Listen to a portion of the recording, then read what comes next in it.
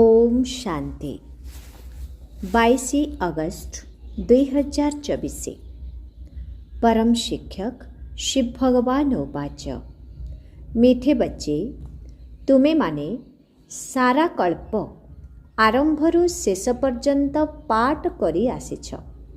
बाबा कहउछंती मीठे बच्चे तुमे माने सारा कल्प आरंभरू शेष पर्यंत पाठ करी आसीछ। एबे तुमर पाठ शेष हैला तेणु घर को फेरिबा को हेबो। आजिर प्रश्न तुमे पिला माने निजर भाग्यर महिमा क्यों शब्द रे करुछ? तुमे पिला माने निजर भाग्यर महिमा क्यों शब्द रे करुछ? उत्तर आमे हेउछु ब्राह्मण चोटी अर्थात सर्वोज। आमको निराकार भगवान पाठ पढ़ाउछंती। दुनिया रे मनुष्य को पाठ पढ़ाउछंती किंतु आमको स्वयं भगवान पाठ पढ़ाउछंती। तेणु आमे केते भाग्यवान। द्वितीय प्रश्न एही ड्रामा रे सबुठारो बड़ पदवी कहार? उत्तर निराकार परम पिता परमात्मांकर। सीए तुम समस्त संतान मानंकर पिता अटंती। एठारे सबु आत्मा ड्रामार सूत्र रे बंधा होइछंती। सबुठारो बड़ पोजिशन अर्थात पदवी बाबांकर अटे। ओम शांति। आत्मिक संतान मानंको आत्मिक पिता पचारुछंती। मधुर संतान माने निज घर शांति धाम मने अछि भूली जाई ना हो तो? एबे 84 जन्मर चक्र पूरा हैला। किपरि पूरा हैला ए कथा मध्य तुमे माने बुझी जाइछ। सत्य जुगरु आरंभ करी कली जुग पर्यंत एमिति आउ केही पचारि पारिबे नाही। मीठा मीठा अति स्नेही संतान मानंकु बाबा पचारुछंती एबे घर को जीवना? घर को जाई पुणी सुख धाम को आसीबाकू हेबो। एहा तो सुख धाम नुहे, एहा पुराणा दुनिया दुख धाम। ताहा हेउछि शांति धाम सुख धाम। एबे एही दुखरू मुक्त होई मुक्ति धाम को जीवाकू हेबो। मुक्ति धाम अथवा शांति धाम जेपरिकी सम्मुखरे दंडायमान ताहा आमर घर।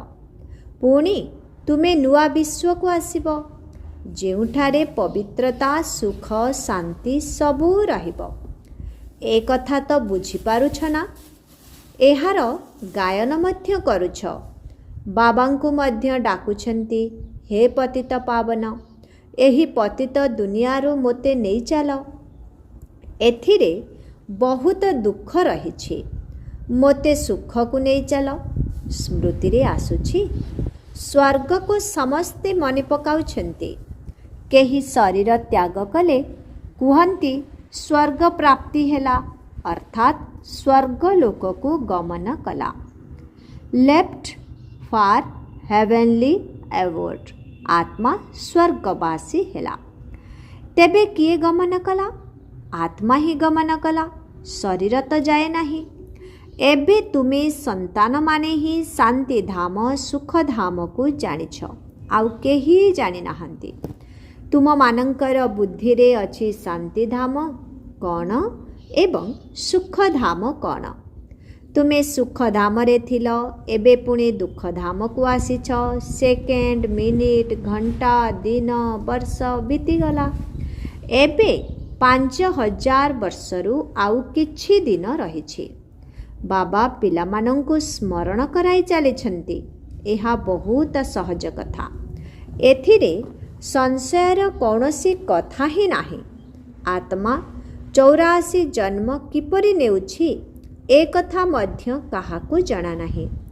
लक्षे वर्षर कथा तो काहार मने रहिबा मध्य मुश्किल।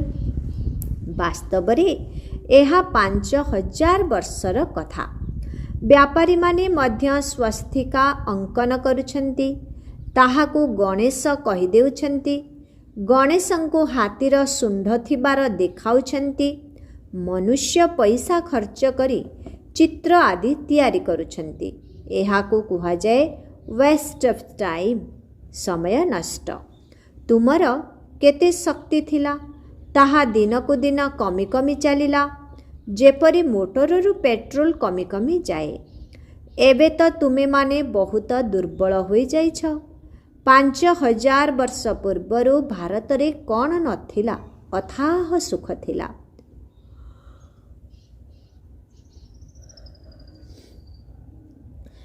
केते धन संपत्ति थिला। एही भली राज्य सेमाने किपरि प्राप्त करिथिले? सेमाने राजयोग शिखिथिले। एथिरे लड़ेई आदिर कौनसी कथा नाही। एहाकु ज्ञानर अस्त्र शस्त्र कुहा जाउछि। एथिरे कौनसी स्थूल कथा नाही। एठारे ज्ञान रूपक अस्त्र शस्त्र रहिछि। ज्ञान, विज्ञान, योग एवं ज्ञानर केते बड़ बड़ अस्त्र शस्त्र रहिछि। सारा विश्व उपरे तुमे राजत्व करुछ। देवता मानंकु अहिंसक कुहा जाए। एबे तुमे पिला मानंकु मनुष्यरु देवता हेबार शिक्षा मिलुछि। तुमे माने जानिछ आमे प्रति 5000 वर्ष परे बेहद बाबांक ठारू बेहदर संपत्ति नेउछु। एहा आत्मार कथा।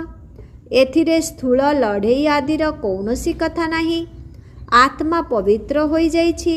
सेथिपाई पवित्र हेबा पाई बाबांकु डाकुछि। बाबा कहुछंती मधुर संतान माने एबे तो घर को जिबाकु हेबो। एहा हेउछि जीव आत्मा मानंकर दुनिया। ताहा हेउछि आत्मा मानंकर दुनिया। ताकु जीव आत्मा मानंकर दुनिया कुहा जाई पारिबो नाही। यही कथा घड़ी घड़ी स्मरण करिबा उचित जे आमे दूरदेशी। आम आत्मा मानंकर घर हेला ब्रह्मांड। एहा मध्य बुद्धि रे रहु जे आमे सेठाकार निवासी। एही आकाश तत्वर उपरे जेउठारे सूर्य चंद्र मध्य नथांती। आमे सेठाकार निवासी। एठाकु अभिनय करिबा पाई आसिछु। 84 जन्मर अभिनय करुछु। समस्ते तो 84 जन्म नहीं पारिबे नाही। समय अनुसारे धीरे धीरे आत्मा उपरु एठाकु आसंती। आमे ऑलराउंडर अटु। जेउ माने सबु काम करि पारंती सेमानंकु ऑलराउंडर कुहा जाए। तुमे मध्य ऑलराउंडर। कल्पर आदिरु अंत पर्यंत तुमर अभिनय रहिछि। शेष पर्यंत उपरु आत्मा माने आसीबारे लागि थांते। एबे मध्य सेठारे आत्मा माने अछंती। जेउ माने एठाकु आसुछंती वृद्धि हेबारे लागिछि। बाबा तुम पिला मानंकु हम सोर अर्थ बुझाइछंती। से माने तो कहंती हम आत्मा शो परमात्मा है। से माने तो ड्रामार आदि मध्य अंतर अवधि विषय रे किछि भी जानी नाहंती। तुमको बाबा बुझाइछंती यही शरीर रे तुमे वर्तमान ब्राह्मण अट। प्रजापिता ब्रह्मांक द्वारा शिव बाबा तुमको पोष्य करिछंती। राजयोगर पाठ पढ़ाउछंती। एहा तो मने रहिबा दरकार ना। बाबा आमको पाठ पढ़ाउछंती। से हेउछंती सर्वोच्च भगवान। सबु आत्मा माने एही ड्रामार सूत्र रे बंधा होई रहिछंती। तुमे माने जानिछ आमे आरंभरे देवता थिलु। पुणी आमे ही क्षत्रिय धर्म रे आसिलु। अर्थात सूर्यवंशीरु सूर्यवंशरु चंद्रवंशकु आसिलु। एते जन्म नेलु। एहा सबु जानिबा दरकार। एही ज्ञान पूर्वरु तुम पाखरे बिल्कुल नथिला। एबे बाबा बुझाइछंती एहा वर्ण चक्रर खेल। एबे शूद्र वर्णरु ब्राह्मण होइछ। ब्राह्मणरु पुणी देवता हेब। विराट रूप देखाई थांती ना। तुमर बुद्धि रे समस्त ज्ञान रहिछि। किपरि आमे निम्नगामी होई पुणी ब्राह्मण कुलकु आसिलु।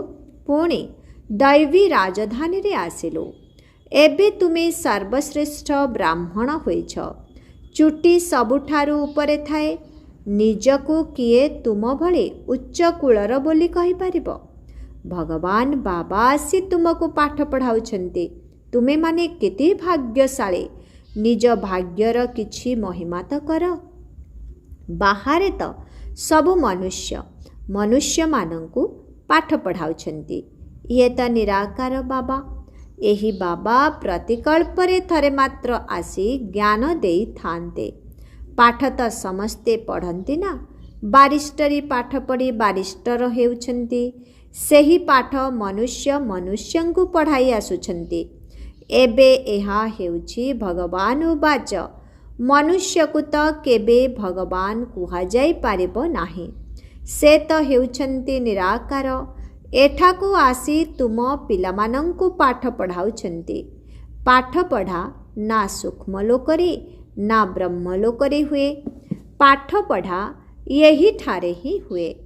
ଏଥିରେ ବିଚଳିତ ହେବାର କିଛି କଥା ନାହିଁ।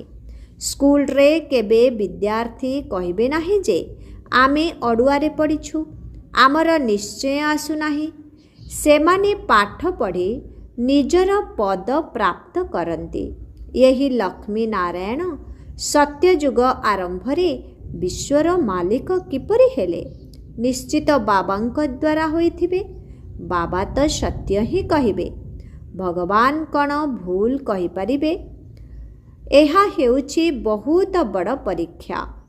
ଏହି ସମୟରେ ତ ପ୍ରଜାଙ୍କର ପ୍ରଜା ଉପରେ ରାଜ୍ୟ ଚାଲିଛି। ରାଜା ରାଣୀ ନାହାନ୍ତି। ସତ୍ୟଯୁଗରେ ଥିଲେ। ଏବେ କଳିଯୁଗର ଅନ୍ତିମ ସମୟରେ ରାଜା ରାଣୀ ନାହାନ୍ତି। ଏହାକୁ କୁହାଯାଉଛି ପଞ୍ଚାୟତୀ ରାଜ୍ୟ। ଗୀତାରେ ଲେଖିଦେଇଛନ୍ତି କୌରବ ଓ ପାଣ୍ଡବ ଆତ୍ମିକ ପଣ୍ଡା ତ ତୁମେ ନା। ସମସ୍ତଙ୍କୁ ଘରର ରାସ୍ତା ଦେଖାଉଛ। ତାହା ହେଉଛି ତୁମ ଆତ୍ମାମାନଙ୍କର ଆତ୍ମିକ ଘର। ଆତ୍ମା ଶରୀର ଧାରଣ କରି ଅଭିନୟ କରିଥାଏ। ଏହି କଥା ତୁମ ବ୍ୟତୀତ ଅନ୍ୟ କେହି ଜାଣିନାହାନ୍ତି।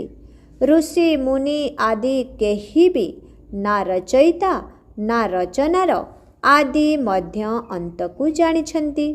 ଲକ୍ଷ ଲକ୍ଷ ବର୍ଷ କହିଦେଉଛନ୍ତି, ପରନ୍ତୁ ଏହାର ପୁରା ହିସାବ କିତାବ କିଛି ନାହିଁ।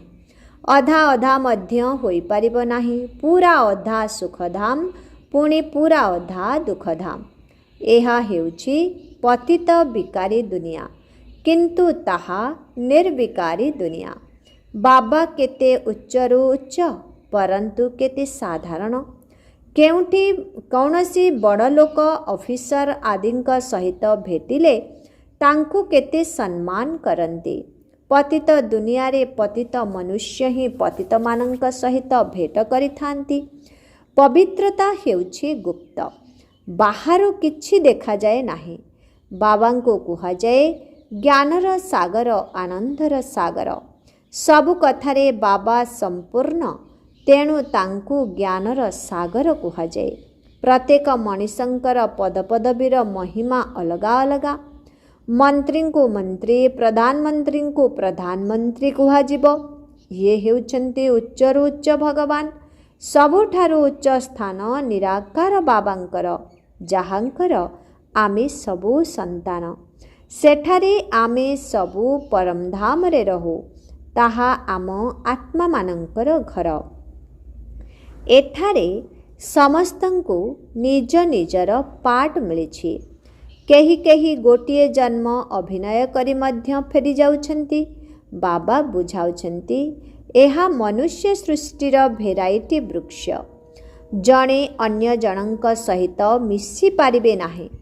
ଆତ୍ମା ତ ଏକାପରି, ବାକି ଶରୀର ସମସ୍ତଙ୍କର ଏକାପରି ହୋଇପାରିବ ନାହିଁ। ନାଟକରେ ମଧ୍ୟ ଦେଖାଇଛନ୍ତି, ଯେଉଁଥିରେ ଏକା ସଦୃଶ ଚେହେରା ଦେଖାଇଥାନ୍ତି, ଯାହାଦ୍ୱାରା ଅଡ଼ୁଆରେ ପଡ଼ିଯାନ୍ତି କି ଜଣା ନାହିଁ ମୋର ପତି ଇଏ ନା ଇଏ। ଏହା ତ ବେହଦର ଖେଳ। ଏଥିରେ ଗୋଟିଏ ଚେହେରା ଅନ୍ୟ ଚେହେରା ସହିତ ମିଶେ ନାହିଁ। ପ୍ରତ୍ୟେକଙ୍କର ଚେହେରା ଅଲଗା ଅଲଗା। ବୟସ ଯଦିଓ ଏକା ହୋଇପାରିବ, ପରନ୍ତୁ ଚେହେରା ଏକା ସଦୃଶ ହୋଇପାରିବ ନାହିଁ। प्रत्येक जन्मरे चेहरा बदली जाए। ଏହା କେତେ ବଡ଼ ବେହଦର ନାଟକ। ତେଣୁ ତାକୁ ଜାଣିବା ଦରକାର ନା। ସାରା ସୃଷ୍ଟିର ଆଦି ମଧ୍ୟ ଅନ୍ତର ଜ୍ଞାନ ତୁମର ବୁଦ୍ଧିରେ ରହିଛି। ପ୍ରତ୍ୟେକଙ୍କର ଡ୍ରାମାରେ ଯାହା ପାର୍ଟ ଅଛି ତାହା ହିଁ ଅଭିନୟ କରିବେ। ଡ୍ରାମାରେ କେହି ବଦଳି ପାରିବେ ନାହିଁ। ଏହା ବେହଦର ଡ୍ରାମା ନା। ଜନ୍ମ ନେଇ ଚାଲିଛନ୍ତି। ସମସ୍ତଙ୍କର ଚେହେରା ଅଲଗା ଅଲଗା। କେତେ ପ୍ରକାରର ଚେହେରା। ଏହି ଜ୍ଞାନ ବୁଦ୍ଧିରେ ବୁଝିବାକୁ ହେବ। ଏଠାରେ କୌଣସି ବହି ଆଦି ନାହିଁ। ଗୀତାର ଭଗବାନ ହାତରେ ଗୀତା ନେଇ ଆସନ୍ତି କି? ସେ ତ ଜ୍ଞାନର ସାଗର। ପୁସ୍ତକ ଇତ୍ୟାଦି ଆଣନ୍ତି ନାହିଁ। ପୁସ୍ତକ ତ ଭକ୍ତି ମାର୍ଗରେ ତିଆରି କରିଛନ୍ତି। ଏସବୁ ଡ୍ରାମାରେ ନିର୍ଦ୍ଧାରିତ ହୋଇ ରହିଛି। ଏକ ସେକେଣ୍ଡ ଅନ୍ୟ ସେକେଣ୍ଡ ସହିତ ମିଶେ ନାହିଁ। ତୁମ ପିଲାମାନଙ୍କୁ ତ ସବୁ ବୁଝାଇ ଦିଆଯାଇଛି। ଚକ୍ର ସମ୍ପୂର୍ଣ୍ଣ ହୋଇଗଲେ ପୁଣି ନୂତନ ଭାବରେ ଆରମ୍ଭ ହେବ। ଏବେ ତୁମେମାନେ ପାଠ ପଢ଼ୁଛ। ବାବାଙ୍କୁ ମଧ୍ୟ ତୁମେମାନେ ଜାଣିଗଲ। ରଚନାକୁ ମଧ୍ୟ ଜାଣିଗଲ। ବ୍ରହ୍ମଲୋକରୁ ଏଠାକୁ ଅଭିନୟ କରିବା ପାଇଁ ଆସୁଛ।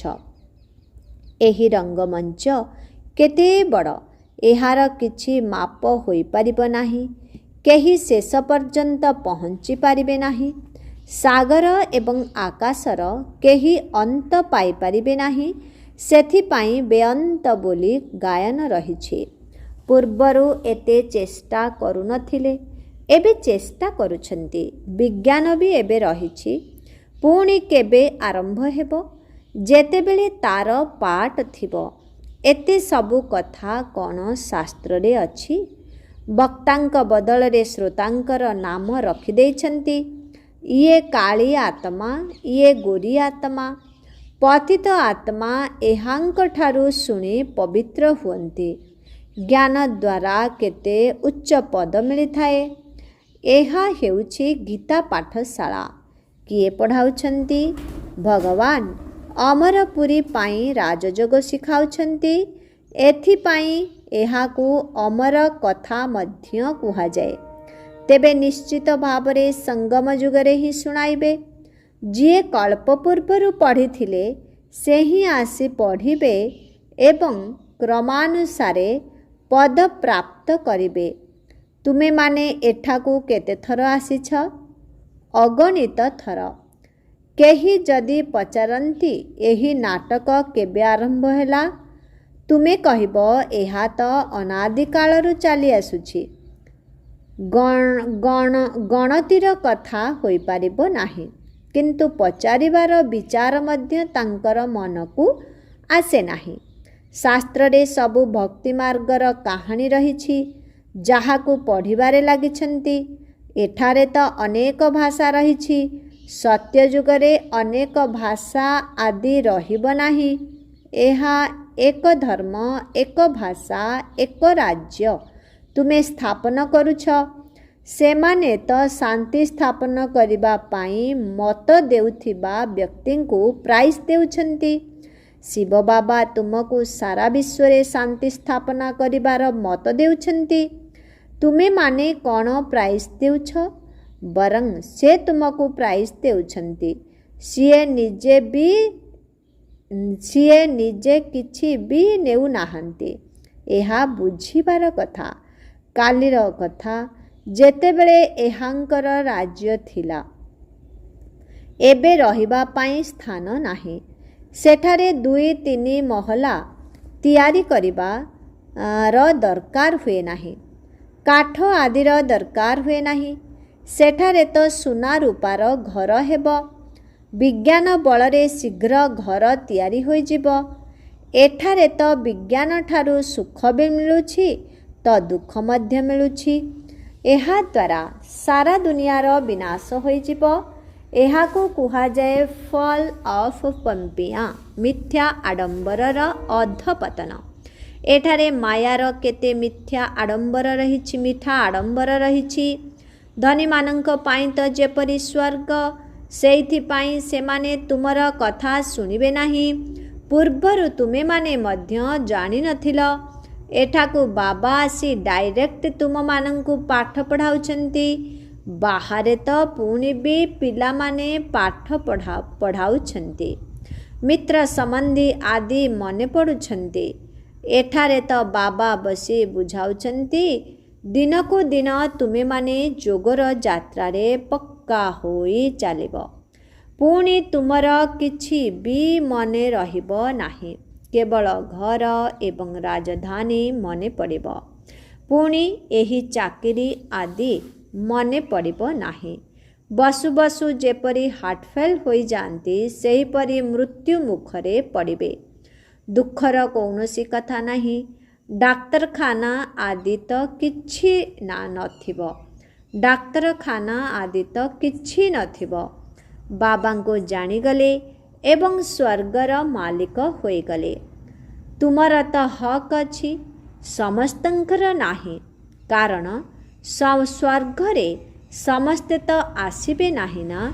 अच्छा, मीठे मीठे शिखी लधे संतान मानक प्रति मात पिता बाप दादांकर मधुर स्नेह संपन्न शुभेच्छा एवं सुप्रभात। आत्मिक पितांकर आत्मिक संतान मानंकु नमस्ते। आत्मिक संतान मानंकर आत्मिक पितांकु ओम शांति, गुड मॉर्निंग, नमस्ते नमस्ते नमस्ते नमस्ते। ओम शांति। धारणा पाई मुख्य सार 1 नंबर, आत्मिक पंडा होई समस्तंकु आत्मिक घरर रास्ता देखाइबाकु हेबो। ज्ञान एवं जोगर अस्त्र शस्त्र द्वारा सारा विश्व उपरे राजत्व करिबाकु हेबो। डबल अहिंसक हेबाकु पड़िबो।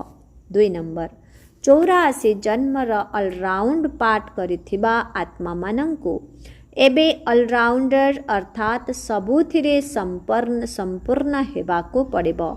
सबु काम करिबाकु पड़िबो। एही बेहद नाटकरे समस्तंकर भिन्न भिन्न पाठ को देखि हर्षित रहिबाकु हेबो। आजिर वरदान, अविनाशी उमंग उत्साह द्वारा तोफान को तोहफा अर्थात उपहार रे परिवर्तन करुथिबा श्रेष्ठ ब्राह्मण आत्मा भव। उमंग उत्साह ही ब्राह्मण मानंकर उड़ीबार कलार डेणा अटे। तेणु एही डेणा द्वारा सर्वदा उड़ुथाओ। यही उमंग उत्साह तुम ब्राह्मण मानंकर बड़रू बड़ शक्ति अटे। तेणु तुम मानंकर जीवन केबे भी निराश जीवन नुहे। सेथिरे सर्वदा उमंग उत्साह रे रहुथिबा आत्मा केबे भी निराश हेबो नाही। कारण उत्साह तोफान को मध्य तोहफा करि दिए। कौनसी भी परीक्षा व समस्या को मनोरंजनर अनुभव कराई दिए। तेणु यही भली अविनाशी उमंग उत्साह रे रहुथिबा आत्मा माने ही श्रेष्ठ ब्राह्मण अटंती। आजिर स्लोगन, जदि शांति रूपक धूपकाठी जलाई रखिब अशांतिर दुर्गंध समाप्त होइजिब। जदि शांति रूपक धूपकाठी जलाई रखिब तेबे अशांतिर दुर्गंध समाप्त होइजिब। ओम शांति।